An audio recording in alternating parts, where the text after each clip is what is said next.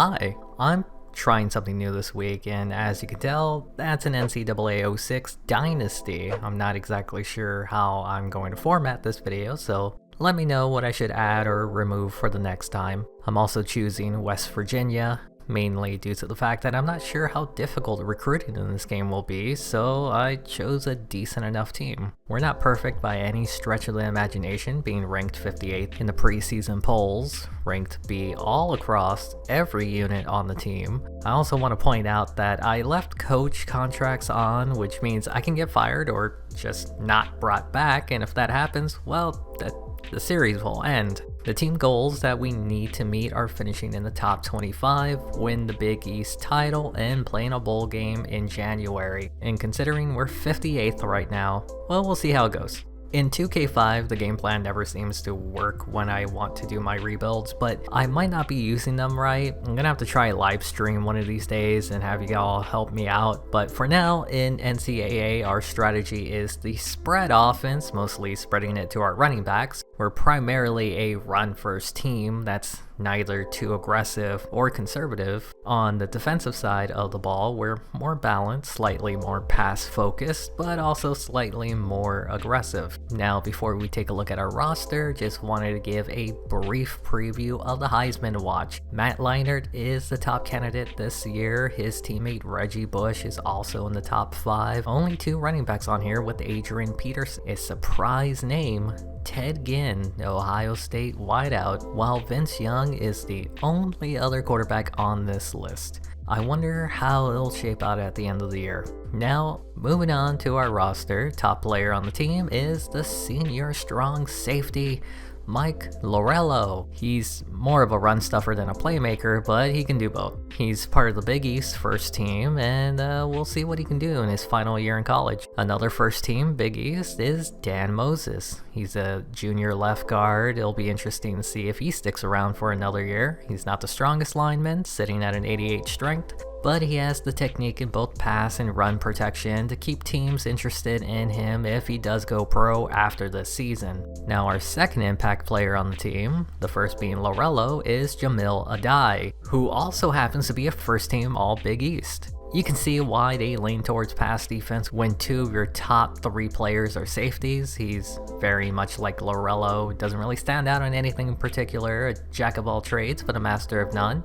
He too will be gone at the end of this season. The final impact player is Jason Colson. The junior will have a decision to make at the end of the year if he'll want to return. He's got good speed and he's pretty decent in agility and breaking tackles. Depending on how this year goes, it might be better for him to stay one more year to raise his draft stock. I tend to forget that you're allowed to have way more players in this game. We have 5 quarterbacks who are all within their first 2 years. They're also all pretty much similar to one another in terms of rating. The team does have an identity, and that's having a mobile quarterback, which means Adam Becknerick isn't going to be the starter, and in theory, it would make sense to keep White as the backup and Thompson as the starter, but I want as much development out of my guys, plus they're not that much different in terms of ratings.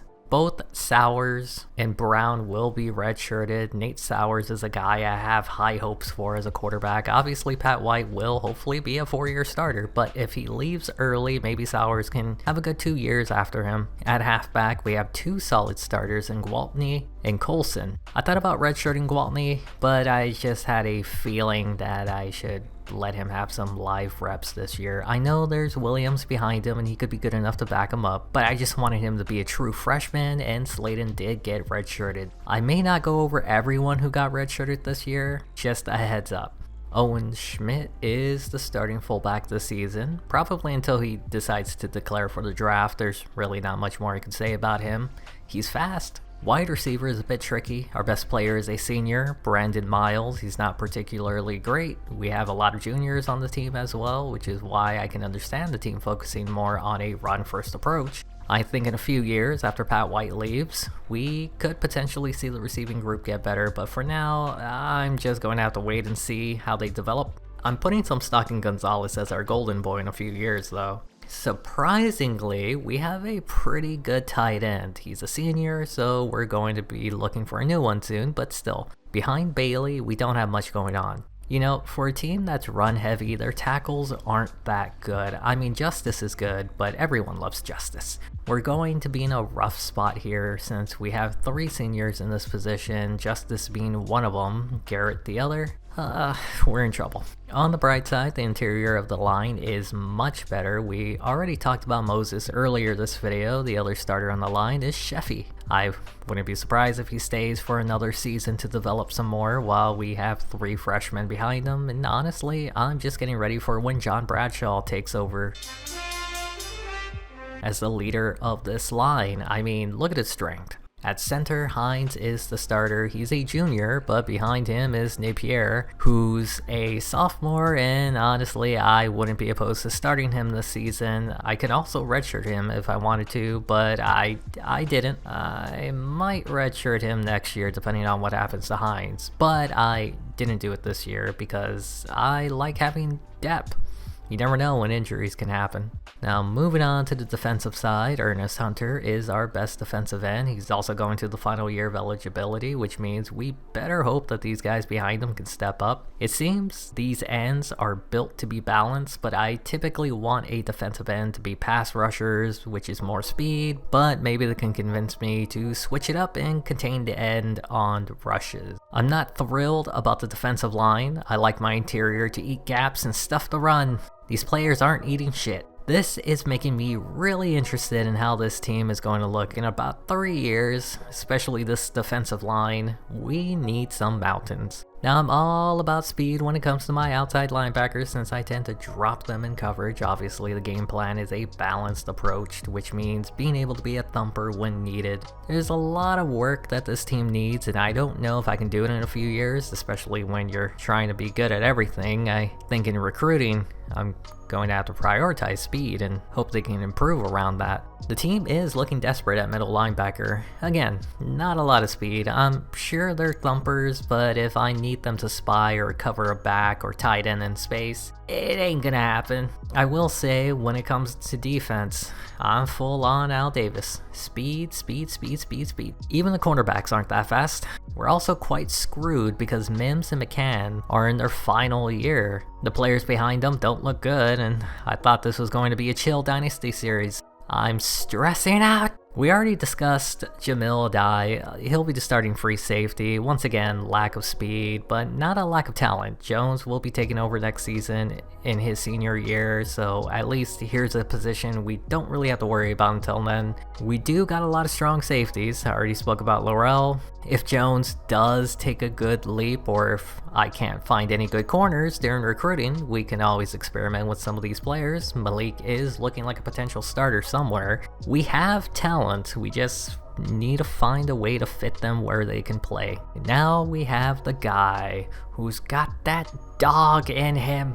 I honestly don't like Pat McAfee. He annoys me sometimes when he's on commentary in the WWE. Plus, the whole Brent Coleman thing rubbed me the wrong way. If you don't know what it is, look it up. But McAfee will be a true freshman going into this season. He's also a kicker. Our punter will be Phil Brady. He's a senior, which means next year Kozlowski will be taking over. I might consider moving Pat McAfee over if I can, but that's if he does terrible as a kicker. Very briefly, I wanted to talk about in-season recruiting. This is basically where you get first pickings of the players that are looking to commit to a school next year. I can select up to 12 players that I would like to recruit. Some of these players can be the best in the nation, or players that are a pipeline to the university. Once you've selected the players you want to recruit, that's it. You can't change who you're interested in. You can't go back and look into recruiting anyone else. Who you pick is who you have to continue to talk with throughout the entire year. So from there, you have points that you can split up into all the players you recruited. These points help increase the interest that a player may have into your program. There is a interest gauge and a list where it shows how well you rank amongst other teams who are also interested in the player that you're recruiting. You can increase the points to gain more interest or remove points if you feel like you have a good lead on the other teams and want to pay more attention to another player who isn't quite sure that they want to go to your program. For the video, I am not going to show every week that this list updates because it'll just be me messing around with these numbers, and instead I'll just show you when I give up on recruiting a player, when the player has removed us from their list, when I schedule a meeting with a player, and lastly when a player commits to a team. Let's start the season, shall we? First week of the year is just a rest day. Get ourselves mentally prepared for the upcoming week, which will be against Syracuse, and on paper this looks like it can go either way, and in the end we ended up winning easily thanks to our ground game being carried by Colson. 2 touchdowns in the game, over 130 on the ground on 30 carries. We're going to run this back into the ground before he leaves college. Week 3 of the school year will be against Wolford. This is basically a palate cleanser game, and that's exactly what it was. A complete blowout, which was to be expected. Something I wasn't expecting was Gwaltney got the bulk of the carries, 48 carries, 295 yards. The true freshman is going to be a used up tube of toothpaste by the time he hits the pros. We've come to our first recruitment that we're going to give up on. We could really use a defensive tackle, but it's clear that this Old Spies red zone top 50 player has eyes on a different school. We're going to focus our efforts on other players who want to be here. Now moving on to the third game of the year, we're taking on Maryland. Another game where it really can go either way, and let's see what happens. West Virginia escapes with a narrow victory, and once again this running game has been dominating. Well, it's been heavily used. Last week it dominated, this week it was pretty good. Gwaltney is again carrying the bulk of the load. What happened to Colson? Also, you probably noticed we're in the top 25. For the first time this season, we're in the top 25. Should we be here? Probably not. I also didn't know we had 2 injuries at this point. That explains why Colson was out for the past 2 weeks, but during that time, Gwaltney has blown me away with how well he's played. Don't get me wrong, Colson was good when he played, but Gwaltney was just better, which means at this point, I'm going to have him as the starter going forward. Sheffy was also injured for 5 weeks, which means John Bradshaw is going to play in his absence. Depth is absolutely important, even in college, who knew? We also gave up on another player, Daniel Bell. I had a feeling that these top 50 players weren't going to want to join the team, but hey, you'll never find out if you don't shoot your shot. Back to the season, can we continue to stay in the top 25 against ECU? It took a massive third quarter, but we survived against them and even moved up slightly in our rankings. Even more impressive, Pat White is looking real good if we need to rely on him. Granted, it was against a C-ranked team, but still. He did what he was supposed to do, gives me confidence that we can run a balanced offense in the future. So, we did move up by 1 rank. I don't think we deserve to be ranked, but here we are at 24. Pat White has yet to throw an interception 4 games into the year, and Gwaltney is 3 games as a starter, has 700 yards, and there's 10 games this year. He's at 703. He might hit 2,000 at the end of the season. We now have had the first player this year who decided to give up on us, Troy Larkins. Top 50 player at the cornerback position. We could have absolutely used him, but hey, this is why I chose a decent team, so I can understand how the recruiting stuff works, and probably shouldn't have gone after so many top 50 players. Here's the biggest test we have this season so far. In front of a national audience, we're taking on the number 6 team in the nation. If we can win this game, maybe we do belong here. If we get blown out, well, we're frauds. West Virginia gave up 21 points in the 4th quarter. A meltdown that will be remembered for the rest of this season. Could have absolutely won this game, but instead we just couldn't get it done. On the bright side, the game proved that we kinda belong in the top 25. The not so bright side, they completely stuffed Gwaltney this week. In order to get the taste of that loss out of our mouth, we'll have to use Rutgers as a palate cleanser. That's what I was hoping to see. Gwaltney is back to his dominant form. Virginia Tech really had our number last week. Glad to see they were able to bounce back. It's clear that we're not quite good enough to beat those A ranks, but we can beat the little Timmies. The streak is broken. Pat White threw his first interception of the season, and it was against Rutgers. Oh well.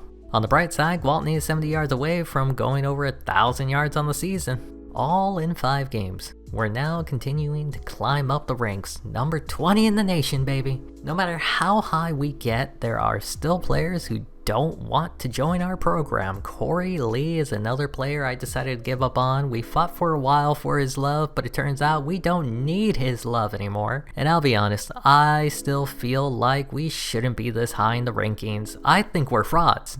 And decent teams like Louisville should provide a challenge that will send us back to reality. What did I tell you? We aren't a good team like some of the other teams in the top 25. I don't know why they keep pushing us up. We barely escaped with a win this week against a 2-4 team, and our best player was Nokel. I don't know how to pronounce that name, but that's quite impressive. There you go. We keep moving up on the rankings, and I'm terrified when they're going to put us in a bowl game because we are going to be completely embarrassed. Gwaltney is over 1,000 on the year. White still has only 1 interception, and I'm quite surprised how safe he's been this year. You probably saw that Von Rivers was injured. It's not like we're passing the ball that much, not that big of a deal. I also wanted to point out, I completely forgot that players got performance boost based on how well they're playing. Basically hot and cold streaks. That's so cool that it was in this game even back then. I did find out that it is permanent, so it's not really hot or cold streaks, but you get the point. We also have another player who cut us from their list, which is a bummer. Out of all the players, George Boyd was the one I was hoping to convince to come here. Another top 50 player that doesn't think we're even a top 16 team. You know, it will be so par for the course if we choked here and lost to the 1-win USF. I'm just saying. This game really does make you feel like ratings do matter. A good team absolutely blew away a bad team. We had another defensive player who was the best player in the game for the team, Ernest Hunter. We keep going up in the rankings, beating easy teams, and I don't like it. We're setting ourselves up to get blown away in a bowl game. And in other bad news, Gwaltney is out for 2 months. He basically only played 6 games, and if you don't count the first game of the year and the last week where he got injured, I have high hopes for him next season. I wonder what his Madden rating would be if I imported him to the draft when he decides to go. Now, I know Colson is an impact player, but he just doesn't have the same oomph that Gwaltney has. We'll see how the rest of the year goes. Also, we have our first player that's scheduled to make a visit, Jeff Conley. This is why you shoot your shot. Top 50 player, and we have a chance here. The 10th week of the year, and we have a bye week, and even on a week off, we've improved to the 11th spot in the top 25. This is all setting up for us to get embarrassed on national television. I know it. This week we have 3 players who we scheduled a visit with. Chris Pollard is one of them, and look at that 40 time. Dan Watkins is another one. We need a tackle for next season. Having a top 50 talent in that position would be so nice. Lastly, Alan Bowers is also scheduled for a visit, another top 50 talent for a position that we really need help in. Alright, this is a matchup where I don't feel super confident in. I was right to not have confidence, as it took a 4th quarter comeback to win. Colson is proving that he's not Gwaltney, but he's not that far off his talent either. Would you look at that? We're 8th in the power rankings. I don't like this. Pat White threw his 2nd interception of the season, and on the bright side, we're undefeated in the conference, but based on what I've seen so far, the conference doesn't seem too strong. Some good news, Jeff Conley has a soft verbal. He still plans on taking all of his other visits, but so far it's looking good. Jordan Anderson is set up for a visit soon, along with Adam Rucker. Both are offensive tackles, and we'll need one of them next season. Another week and another below average team, and this is why I feel like we don't belong in the top 10. Mainly due to the teams we faced, Virginia Tech being the only good one, and we lost to them. This week we put away Cincinnati pretty easily. Colson with another good game, a 4-touchdown performance too, and now we're the number 5 team in the nation. We do not deserve to be up this high. Pat White also threw another interception. Plus, look at those injuries. Gwaltney is already out, but Rivers is back on the list. Moses will miss a few weeks. That guy will be out. Luckily, we have a bye week. And Dan Watkins decided to commit to Tennessee. Well, that's a bummer. Jeff Conley became a backstabbing bitch and committed to Ohio State. I'm gonna keep my eye on him. Alan Bowers will be joining Conley at Ohio State. Chris Pollard will also be going to Ohio State. I'm really beginning to hate this Ohio State school. We don't have many recruits left. Chris Spurlock is one of them. He's been scheduled to visit this week, and like I said, it's a bye week, and that was good enough to get him to commit. Didn't realize how tall he was. 6'4" for a free safety is huge. I'm beginning to think we should try and have an all 6-foot secondary. We also had Jordan Anderson decide to commit to Notre Dame, and as long as it's not Ohio State, I'm fine with it. Now, I did look ahead to see where they had us projected in the bowl game. They had West Virginia take on USC in the Orange Bowl. We're totally going to get our asses handed to us. This is going to be the final game of the season against Pittsburgh. And remember, we just scraped on by any team that was the same overall as us. So I predict the same here. Of course. Why wouldn't we lose the final game of the year? Of course. Against an unranked team. Of course. That would have cemented us in the top 5. Of course. This loss was so shocking. Apparently they had us on the cover of Sports Illustrated. I've been saying all year long that we shouldn't be ranked in the top 25, and I think I proved my point. We're now ranked 18th. At least we won't be embarrassed on national television against a team that's way above our weight class. This will be officially the last week of the year before the championship games, and we somehow won the Big East Championship without fighting for it. Well, that was easy. We also got Adam Rucker to commit to the team, and this is really big for us. A 4-star recruit that will potentially start as a true freshman. Now, while we sat and did nothing, we moved up 1 spot in the rankings. Fun! Also, look at that beautiful trophy next to our name. Obviously, we don't have a game this week since we didn't need it. Skipping past that then, just this one offensive lineman of the year, and that's awesome. I wonder if that's enough to get him drafted. You know, I think I'd rather face USC. It looks like we're still going to play in the Orange Bowl, but it's more shocking that we're facing Virginia Tech. Smells like a revenge game if you ask me. They were the #1 team in the nation before they lost in the final game of the season. Welcome to Sports Illustrated, nerds. Cody Hodges won the Heisman. I'm not even quite sure what to think about that, really. I wasn't expecting that out of the original 5 names on the Heisman list. Only Adrian Peterson was going to be on there, and he finished 3rd. I wonder who will take a chance on Hodge and draft him. Now, before we look at the bowl game, I wanted to see where we were scheduled in, and they put us in the worst spot.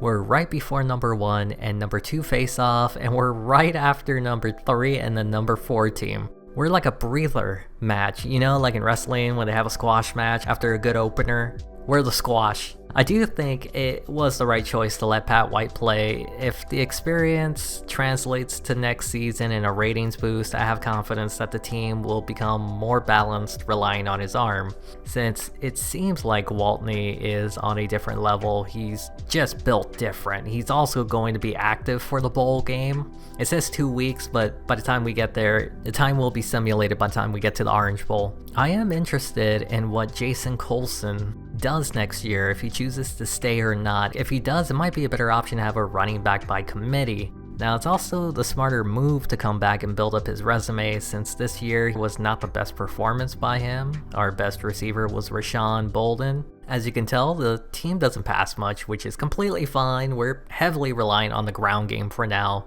I wouldn't be surprised to see him return next year. Brandon Myles was the other leading receiver on the team. He did earn a Big East first team nod, which goes to show how much talent there is in the Big East at the moment. Not a lot. Third best receiver was Joe Hunter. I'm really interested in fixing the passing game and the secondary. We'll see how I can do that. Garin Justice won the award for best lineman, rightfully so, only allowing 1 sack on the season. This entire offensive line was either first team or second team Big East. There's a reason we were 6-0 in the conference. Well, we're 6-1, really.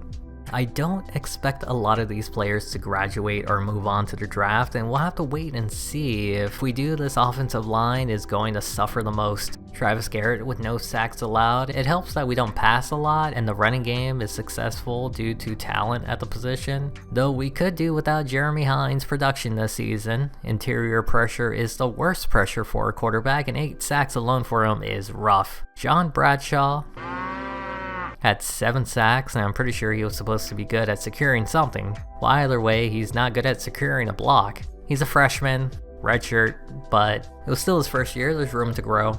And this is why Jeremy Sheffy's going down during the season hurt us. He was clearly the better starter, and I hope he returns for one more season, but I wouldn't hate him if he left. It looks like Napier was also the better center when given the opportunity to play. Don't be shocked if he ends up being the starter next year. Jeff was the leader in tackles with 67. He had a few sacks and forced fumbles. Overall, he was a good playmaker when we needed him. Ernest Hunter led the team in sacks, 8 of them double-digit sacks, but impressively enough, he had 6 pass deflections. I'd love to see who scoops this guy up in the NFL. Kevin McLeod was second in sacks with 7. It was enough to earn a nod on the Big East second team. Jamil Adai led the team in interceptions, and that's pretty much it. The stat sheet seems pretty barren. He's not a playmaker, and it shows. We'll see who picks him up in the draft if he gets picked up.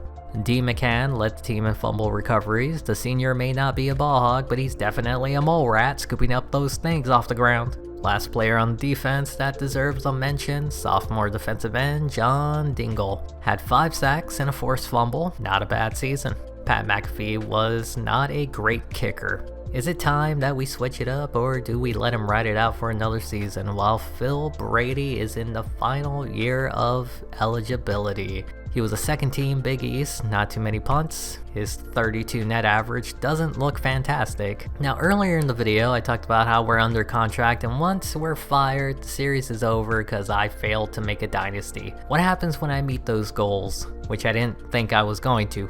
Well, we'll continue until I'm satisfied, and I haven't had a Snickers yet. Surprise, surprise, we went 9-0 against teams on our local station. Went 0-2 when broadcast nationally.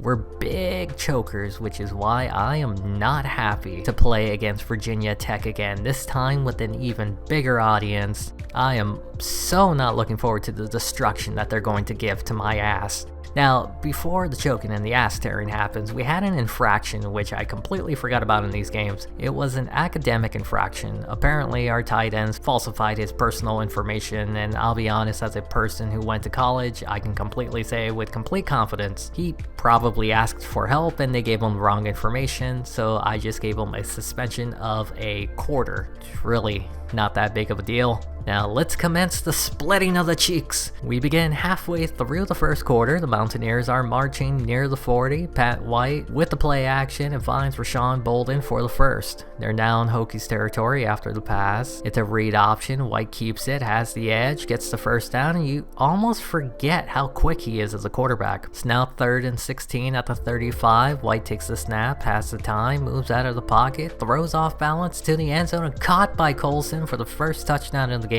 They even had a defensive back on him, but there's a reason he's an impact player. West Virginia leads 7-0. We're now in the second quarter. West Virginia has the ball again, same score, a direct snap to Colson, who outruns the defender and brought down at the sticks. It wasn't enough to get the first down. Following play action sucks the defense in, pass bounces off the back of the defender, Gwaltney makes the catch, he can't get off of me and go all the way. Touchdown Mountaineers! They're going to go up 14-0. What a big play that was. Just an unfortunate bounce for the Hokies, but Gwaltney isn't going to complain as it gets them up by 2 touchdowns. Virginia Tech is in a hole, but it's still early. Here's the read option. Marcus Vick holds on to the ball and gets laid out right at the sticks. It's now 3rd and 1. Vick is in the zone. He's feeling hot and he finds his running back over the middle for the first. Following play, they go back to the running back who powers his way close to the first. It's now 3rd and 2, and they converted one earlier, and they convert this one on the pitch, and he gets a whole lot more, getting tackled at the 31.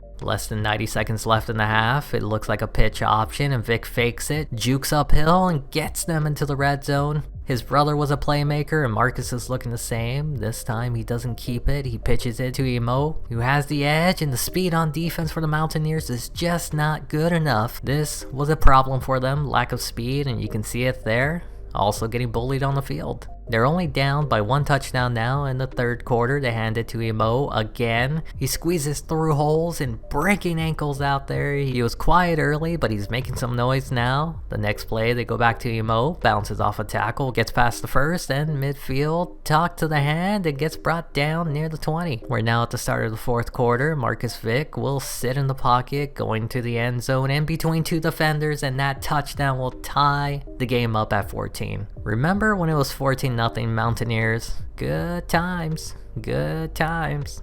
We're now in the final 2 minutes. Hokies with the ball on third down. Vic standing in the pocket. He's going to scramble. He squeezes through and he gets the first down. A play later, 2nd and 5. Vic under center. Drops back. Steps back up. Throws to a wide open receiver to get them into the red zone. And that's going to lead to a field goal 27 yards out, and it's good, and there's only 24 seconds left, and the Hokies will have their first lead in the game. Now with only 4 seconds left, 3rd and 17 from the 12, can Pat White make some magic happen? He's in his own end zone. He's going to take off with it, trying to be like Vic, but he gets stonewalled at the 21, and that's it. Understandably, the fans are upset. There are no refunds. Even with that loss, another school decided to offer me a contract, Penn State, while I also got a 4-year extension with West Virginia. We're not done with the school yet, obviously. I accepted the offer, went 6-1 in the conference, and finished the season with 2 straight losses.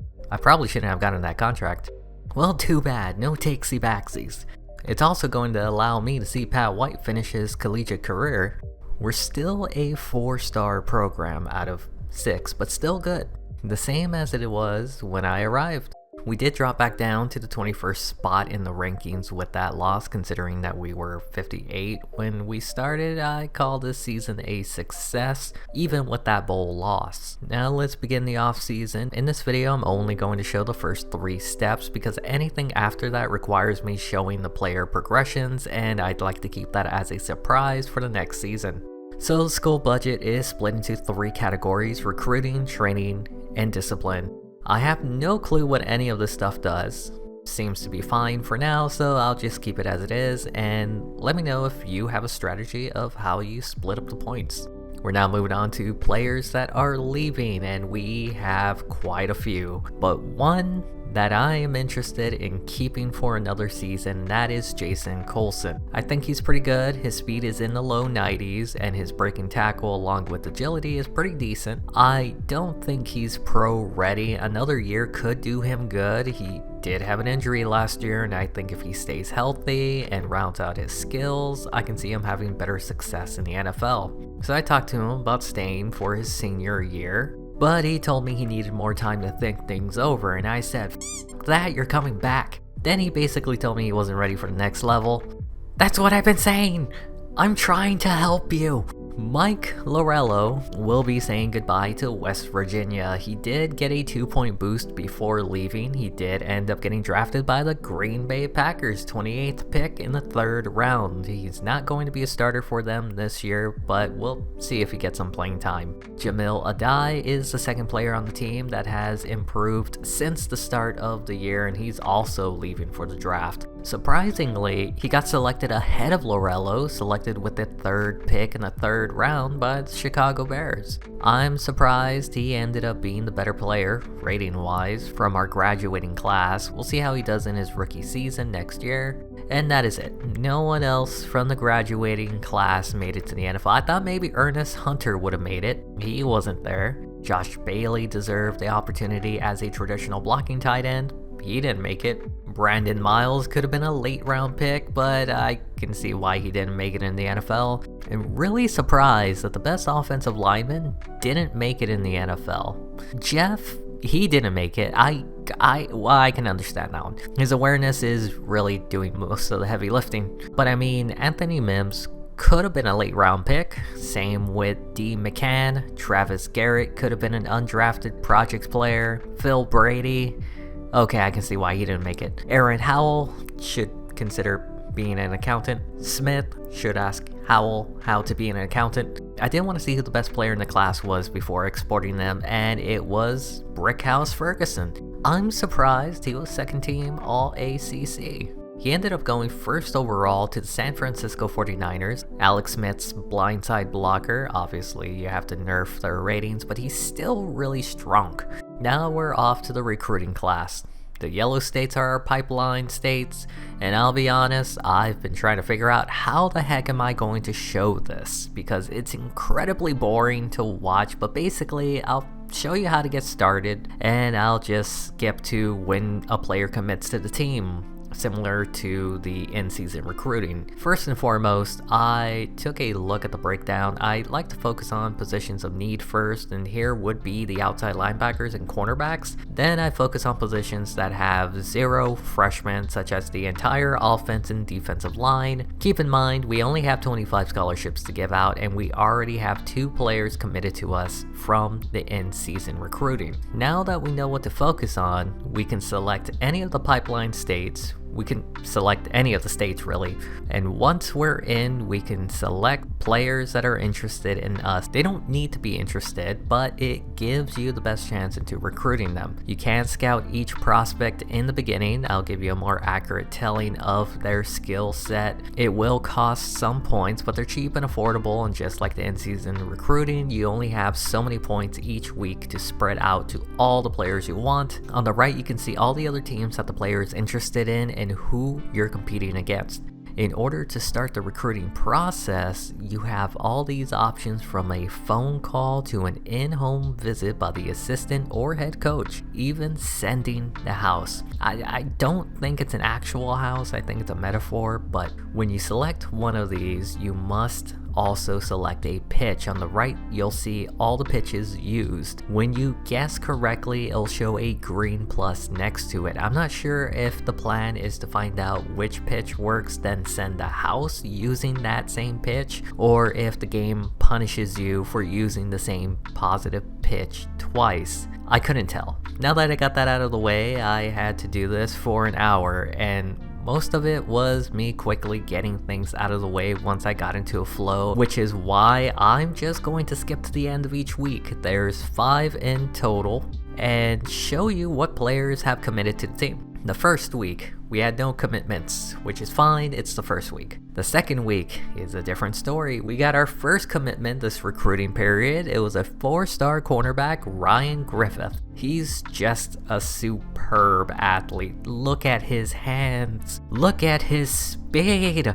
We lost our 2 starting corners, and he instantly becomes the best player at this spot. Now we move on to the third week. Another 4-star recruit, Tommy Nelson, is another top corner from this recruiting class. He's not the number 3 corner like Griffith, but 14th is good enough. We're now going into the 4th week, and there's only 1 week after this, and the fact that we only had 2 recruits has me worried. Well, looks like I was worried for nothing, because during the final week we were able to snag a lot of players. Let's go through them, shall we? We got another 4-star player in Kenny Wilson, 19th in his position at outside linebacker. My biggest complaint was speed at the linebacker position. With his tendency to be a run stopper, it makes me breathe a bit easier, since we did get torn up on the ground in the bowl game. That is it for the 4-star players. Jim Burns is a 3-star athlete, another outside linebacker, 30th in his position. He will most likely get redshirted his first year. We didn't need a strong safety, but we got one anyways with Chris Boldin, number 14 in the nation, and he'll most likely get redshirted his first year as well. Jeff Rowland is a 3-star running back, but only 73rd in his position, and I think it goes without saying he's probably going to get redshirted. Now, we ended up recruiting 3 outside linebackers this offseason, and I think I